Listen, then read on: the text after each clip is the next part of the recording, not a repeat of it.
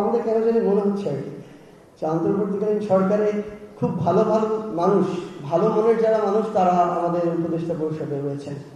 এই জন্য তারা হয় সবাইকে ভালো মনে করছেন বাংলাদেশে যারা আছে, আদারওয়াইজ মনে করছেন সবাই ভালো হয়ে যাবে, কিন্তু এটা তো সম্ভব না। এই যুগের পর যুগ ধরে সবার রক্তে যে কালচারগুলো জেনেটিক্যালি একদম মডিফাইড হয়ে গিয়েছে, সেগুলোকে বের করে একটা নতুন পরিবর্তিত সিস্টেম নিয়ে আসার জন্য আমাদের যে লেভেলের স্ট্রিক্ট হওয়া প্রয়োজন, ল অ্যান্ড অর্ডারের যে এনফোর্সমেন্ট আমরা প্রত্যাশা করি, সেটা তেমন কিছু আমরা দেখতে পাচ্ছি না আসলে। তো সেই জায়গা থেকে আমাদের অন্তর্বর্তীকালীন সরকারের, আমরা শুধু একটা মন্ত্রণালয় নিয়ে বলছি না, সকল মন্ত্রণালয়ের মধ্যে আমরা এই বিষয়টা দেখছি। তো এই ক্ষেত্রে আমার মনে হয় যে আমরা এটা মনে করতে পারি যে যারা আজকে এখানে আসলে সম্মানিত উপদেষ্টা হিসেবে রয়েছেন, যে কোনো মন্ত্রণালয় হোক না কেন, তারা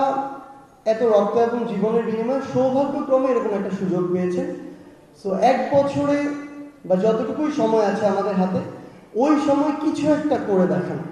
আমার মনে হয় এই চেষ্টাটুকু একটা কাজ, আমরা মনে করি আমাদের প্রায় 24-25 জন উপদেষ্টা, একজন যদি একটা মন্ত্রণালয়ে একটা কাজ করেন যেটা ন্যাশনালি একটা পজিটিভ ইম্প্যাক্ট ক্রিয়েট করবে, এটা আমরা আমাদের সারা জীবন, আমাদেরকে যদি পরবর্তীতে এসে খুনি হাসিনা তার দোসর অন্য কোনো এজেন্ট এসে